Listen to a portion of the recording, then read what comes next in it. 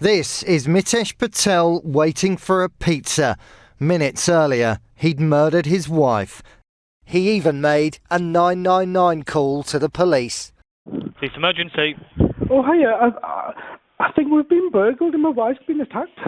Well, I've just come home. I was just out. I went to get something to eat and see the lads at work and get my laptop. And I've just come home and the house is ransacked. And she's just on the floor. She's got duct tape all over her and she's unconscious. Jessica Patel's been described as kind, loving, quiet and sensitive. But she wasn't what he wanted. For while publicly Mitesh Patel pretended to be a happily married Middlesbrough pharmacist, privately he led a double life, signing up to the gay dating app Grindr, where he met numerous men, including a doctor he'd describe as the real love of his life. By 2015, that infatuation grew to the point where he even told him her days are marked, adding in a text, "Do you understand where I'm coming from?" Jessica found out about the relationship but stayed with Mitesh at their home in Middlesbrough. The couple even continued having fertility treatment to start a family. But Mitesh's dreams lay far away from their home, even suggesting to his boyfriend in Australia they could bring up the baby together.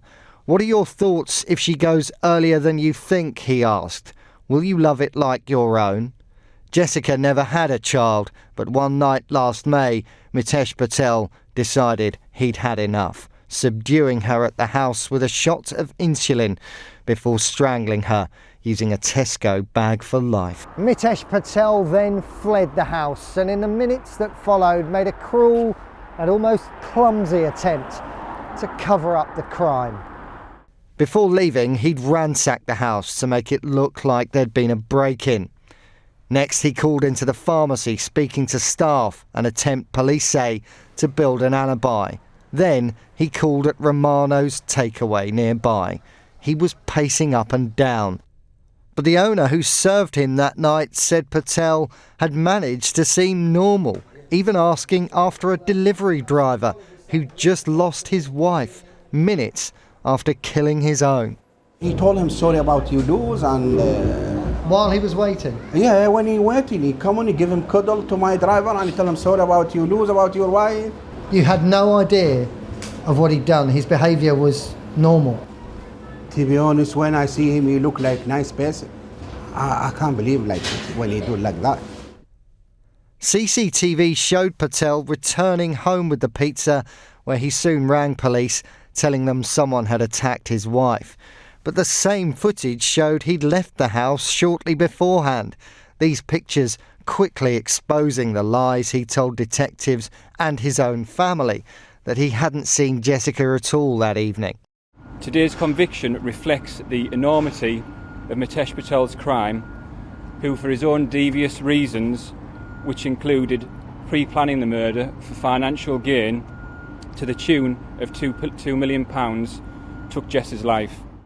Police also found internet history on Patel's laptop that showed he'd been planning the murder to start a new life on the other side of the world with his boyfriend. He'd searched a range of subjects, including Hindu funeral, strangulation, selling a business, moving to Australia, and even making a search for "I need to kill my wife."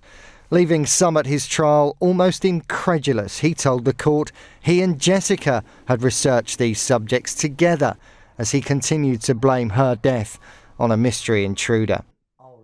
Forensic psychologist Dr. Michelle Carr has worked with killers and violent offenders and says Patel's traits are pathological and narcissistic. Well, they can go through some stages in regards to kind of wanting this other life and living this apparent fine existence.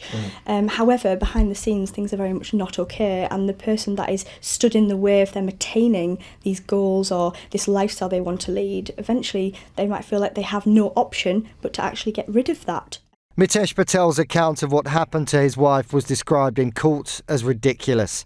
He'd already admitted wanting to escape what he called the prison of his marriage. Tonight, he's facing life behind bars.